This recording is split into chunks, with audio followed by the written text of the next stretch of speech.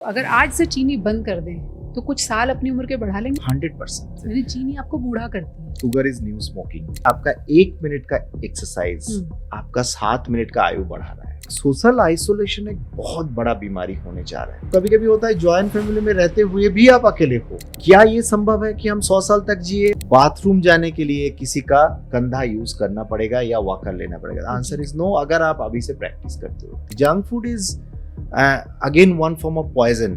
If there is no purpose, there is no meaning of life. उम्रे दराज मांग कर लाए थे 4 दिन, 2 आरजू में कट गए 2 इंतजार में। इस तरह से भी उम्र कट जाए तो बुरी नहीं है, लेकिन उम्र कट रही है, जिंदगी गुजर रही है, आप उसे जी नहीं रहे हैं। ये होती हैं बुढ़ापे की मुश्किलें कि जीवन लंबा तो है लेकिन सेहतमंद नहीं है।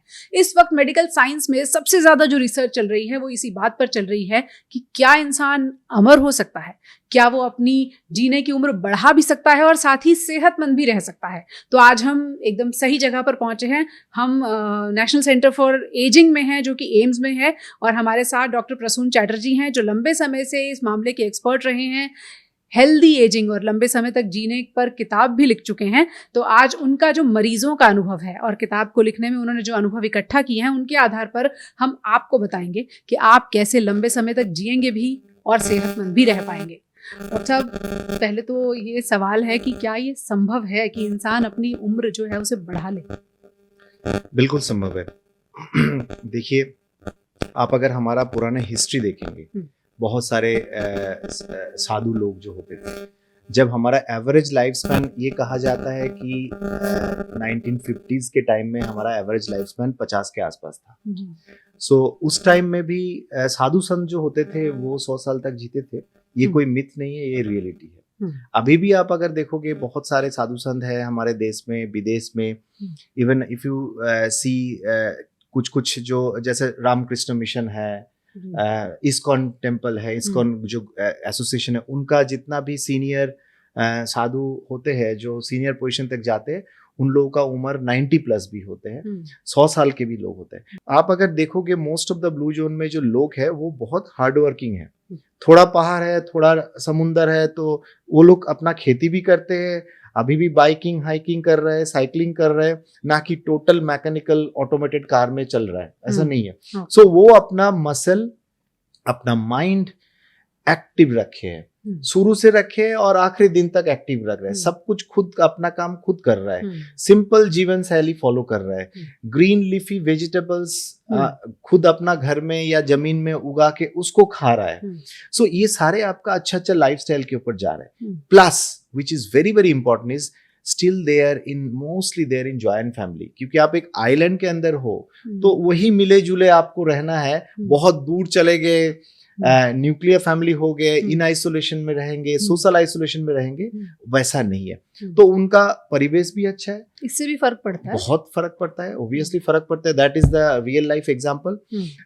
साथ में उनका जीवन भर का अगर आप फॉलो करोगे, जैसे मैं ओकिनावा एक आइलैंड है जापान के, जो कि वन ऑफ द आइलैंड जहां से सबसे बुजुर्ग महिला, जहां से सबसे ज्यादा स्टडी भी हुआ है, वो मैंने मेरे किताब में भी इसके चर्चा किया हूँ।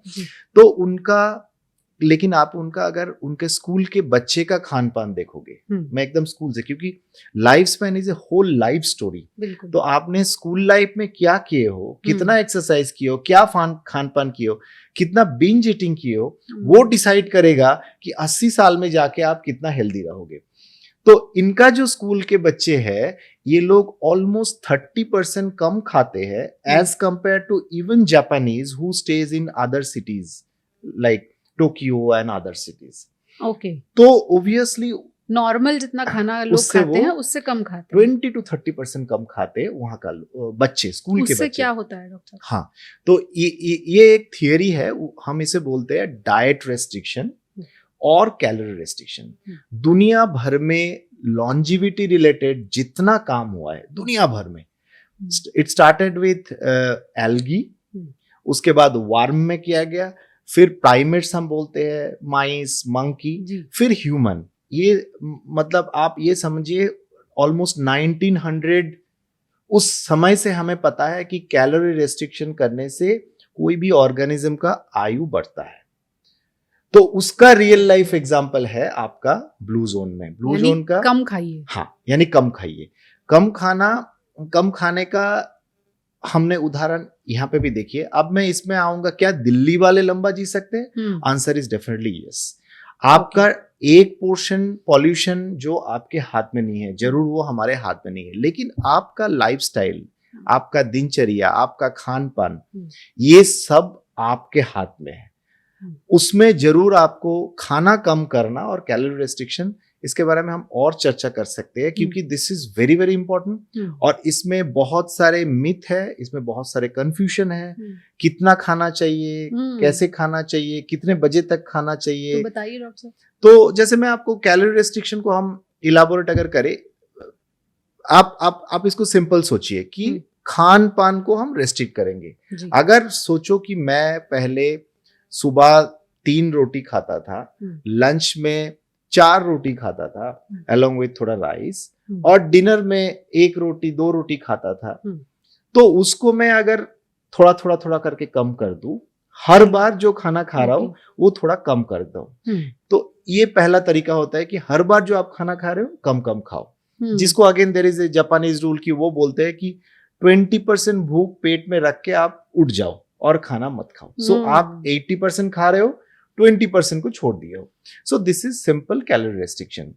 लेकिन स्टडी में देखा गया this is little difficult to do so, क्योंकि हमारे खान पान हमारा साइकोलॉजी के साथ बहुत जुड़ा हुआ है। आपके सामने बहुत अच्छा खाना रखा है, कोई पिज्जा पसंद करता है, कोई बर्गर, आप नहीं खाओगे, ये थोड़ा डिफिकल्ट हो जाता है। डॉक्टर साहब मैं सोच रही हूँ शादी फंक्शन में तो वो प्लेट ऐसे भर लेते हैं कि फ्री का मिल रहा है, ज्यादा हाँ, एग्जैक्टली वो भी हमारा साइकोलॉजी में है कि फ्री का मिल रहा है, हम खा ले।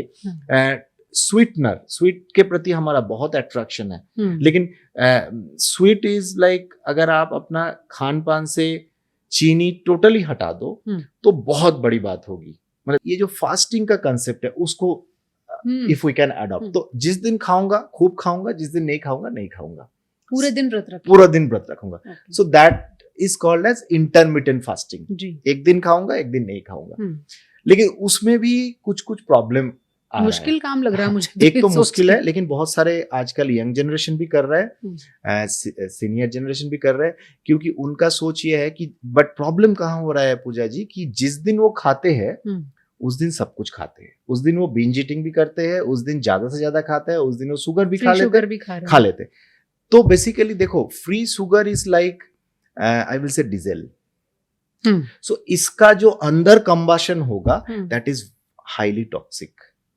मतलब एक बंदा अगर जीवन की 0 years to 100 years तक जीते हैं और 1 चम्मच भी शुगर ना खाए तो भी जिंदगी चल जाएगा और अच्छी तरह चलेगा, बीमारी के बगैर चलेगा। तो चलिए एक लेमैन सवाल मैं पूछ रही हूँ, जो लोग अभी सुन रहे हैं आपको, अगर आज से चीनी बंद कर दें तो कुछ साल अपनी उम्र के बढ़ा लेंगे? 100%, इसमें कोई डाउट ही नहीं है।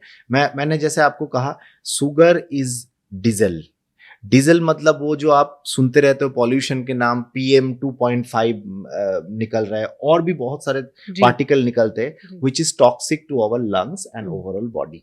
सिमिलरली शुगर, ग्लूकोज का जो मेटाबोलाइट्स है, चीनी का जो मेटाबोलाइट्स है, वो डायरेक्टली आपका most of the longevity gene को प्रिवेंट करता है, दबाता है। It has now beyond doubt it is a proven concept। यानी चीनी आपको बूढ़ा करती है? चीनी आपको बूढ़ा करती है। हम बोलते हैं sugar is new smoking. Okay. हाँ। सो आप कोई अगर कर सकते, मैं तो सिर्फ ये बोलता हूँ, आप अगर 4 कप चाय पीते हो उसमें से चीनी हटा दो तो you will improve your quality of life much. क्या वेजिटेरियन होना लंबी उम्र के लिए फायदेमंद माना जाता है? बहुत इंपॉर्टेंट पॉइंट है, ये भी आप एकदम सही बोल रहे हो। वेजिटेरियन होना लंबी उम्र के लिए एक बहुत बड़ा सपोर्टिव फैक्टर है, क्योंकि जो वेज प्रोटीन है उससे आप मतलब वेज बेस्ड डाइट खा के आप कैंसर जैसे बीमारी, vascular disease like stroke, cardiac event, ये सब आप एटलीस्ट 25 to 50% रिड्यूस कर देते हो थ्रू वेजिटेरियन डाइट। क्योंकि नॉन वेजिटेरियन डाइट में एक मेथियोनिन करके एमिनो एसिड है जो हमारे शरीर को लगती है। मैं आपको थोड़ा और इसको एक्सप्लेन करूं, प्रोटीन जो हम लेते हैं अल्टीमेटली वो एमिनो एसिड बनती है जी। एमिनो एसिड से प्रोटीन बनती है। तो हम लोग ऑलमोस्ट लिटरली जो कुछ भी कर रहे हैं उसमें प्रोटीन का काम है। सो एक है डीएनए हमने सुने हो, जो हमारा पूरा स्ट्रक्चर बनी है डीएनए से। सो डीएनए का एक छोटा सा कोडिंग पोर्शन प्रोटीन तैयारी करता है, और वो प्रोटीन हमारा सारे कामकाज के लिए, चाहे लीवर फंक्शन के लिए हो, चाहे हार्ट पंपिंग के लिए हो, चाहे ब्रेन फंक्शन के लिए, सब में हमें कुछ कुछ प्रोटीन चाहिए। सो उस प्रोटीन का अंदर का जो मॉलिक्यूल है उसे बोलते हैं अमीनो एसिड। सो हमारा कुछ एसेंशियल अमीनो एसिड होता है जो हमें चाहिए ही चाहिए, इसलिए protein consumption is needed. Protein हमें खाना है, लेकिन वो अगर प्लांट बेस्ड प्रोटीन हो instead of most of the non veg protein है, उसमें ये मेथियोनिन कंपोनेंट बहुत ज्यादा होती है। हमें मेथियोनिन चाहिए, लेकिन वो जब भी ज्यादा हो जाता है तो वो मेथियोनिन हमारा लॉन्जिविटी जीन को सप्रेस करता है, and it's a constant suppression, you know. And उसके अलावा जैसे रेड मीट हो गया, फिर फिश, कुछ तरह का फिश, नॉट ऑल फिश, वो आपका जो फूड पाइप के थ्रू जा रहा है, वो फूड पाइप को इरिटेशन करके फूड पाइप में कैंसर का चांस काफी हद तक बढ़ता है। नॉन वेजिटेरियन, वो भी जो बहुत डीप फ्राइड प्रिपरेशन होता है, बहुत जगह पे लोग वो भी प्रैक्टिस करते हैं। स्पेशली रेड मीट तो आपको लेना ही नहीं चाहिए इन एनी फॉर्मेट। तो इसके साथ साथ मैं ये भी बोलूंगा, अल्कोहल जो एक वेरी वेरी पार्टिनेंट चीज होता है, अल्कोहल इन एनी फॉर्मेट। पहले डिस्कशन होती थी थोड़ा बहुत alcohol is good for health, और अक्सर वेस्ट का कल्चर में भी आ जाता था, वाइन तो डिनर के साथ, but that is not right. So in any form of wine, any form of alcohol is harming your liver cell. अगर आप लंबा जीना चाहते हो, अगर आप हेल्दी जीना चाहते हो, तो आपको alcohol in any format you should stop. अगर आप मेडिकल इंश्योरेंस बचाना चाहते हैं, एम्स के चक्कर कम काटना चाहते हैं, किसी भी हॉस्पिटल में कम आना चाहते हैं, तो सबसे पहले अल्कोहल आपको छोड़नी होगी। स्मोकिंग के लिए भी सेम रूल है? ऑफ कोर्स स्मोकिंग तो is like poison. Smoking specially Delhi में, दो लोग ऐसे बोलते हैं कि हम इतना पॉल्यूटेड जगह में हैं, यहाँ पे तो स्मोकिंग करे ना करे, we are smoking. So definitely smoking is it will reduce your life span at least 20 years। Smoking के बारे में और एक चीज मैं कहना चाहता हूँ, क्योंकि मैं जीरियाट्रिशियन हूँ, सीनियर सिटीजन का डॉक्टर हूँ, मैं सब जगह पे बोलता हूँ कि मैं ओल्ड कार का मैकेनिक हूँ। तो मेरे पास जब 80 साल में आके कोई बोलता है कि मेरा फेफड़े को ठीक कर दो, तो मैं बोलता हूँ फेफड़े तो आपने ऑलरेडी जितना खराब करना था कर ही चुके हो। जो लोग 30 साल से, usually smokers, smoking starts in school and college life, मतलब +2 के आसपास आप शुरू करते हो, मतलब 18 साल 20 साल में किसी ने स्मोकिंग शुरू किया है। सो 18 से 30 साल के बीच में मैक्सिमम लोग स्मोकिंग स्टार्ट करते हैं। वही बंदा अगर 80 साल तक जी भी जाते हैं, तो उनका जो फेफड़े का हालत होता है, that is irreversible change. So again, longevity का कंसेप्ट ये नहीं होना है कि हम इमॉर्टल हो जाएंगे। लॉन्जिविटी का मतलब ये है कि हम जब तक जिए, हेल्दी जिए। इसमें भी स्टडी हुआ है पूजा जी कि 80 साल के ऊपर जितना डिकेड आप जीते हो, आप कंप्रोमाइज लाइफ जीते हो। बिल्कुल, आप उस स्पीड में नहीं चलते हो जिस स्पीड में पहले चलते थे। पहले गोल्फ खेलते थे, अब नहीं खेल पा रहे हो। जितना हंसी मजाक आप करते थे, जितना सोशलाइज करते थे, वो धीरे धीरे कंस्ट्रिक्ट होते जाता है। क्या ये संभव है कि हम 100 साल तक जिए और नॉर्मल लाइफ चलते फिरते जाए? संभव है। Then you have to modify this things.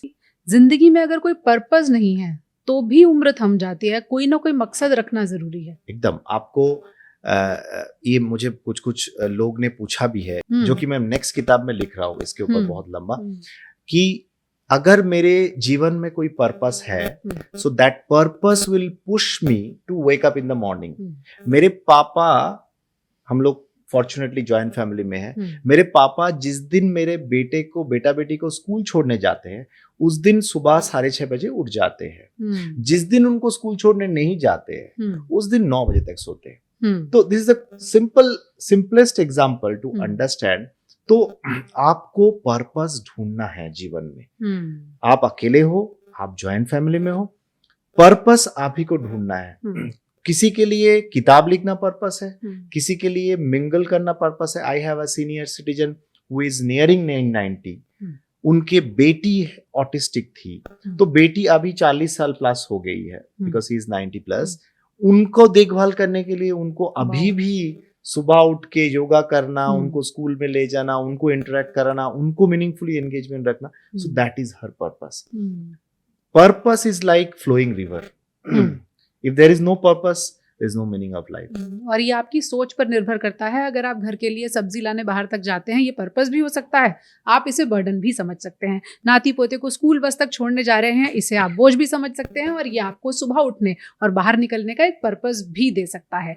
As is just a number. फिर एक बार फिल्म आनंद का डायलॉग याद आएगा कि जब तक जिंदा रहा तब तक मरा नहीं, और जब मर गया तब मैं ही नहीं। तो आपको ये सुनिश्चित करना है कि जब तक आप जिंदा हैं तब तक अपनी जिंदगी को भरपूर तरीके से जिएं। बहुत सारे टिप्स डॉक्टर प्रसून चैटर्जी ने आपको दिए हैं, और हम फिर कोशिश करेंगे, एक बार फिर जुड़ेंगे। आपके बहुत से सवाल अभी भी मन में होंगे, उन्हें लेकर फिर आपसे मिलेंगे। Thank you so much sir. I think हम काफी हद तक एड्रेस कर पाए हैं कि लोग लंबी उम्र जी लें। Thank you so much.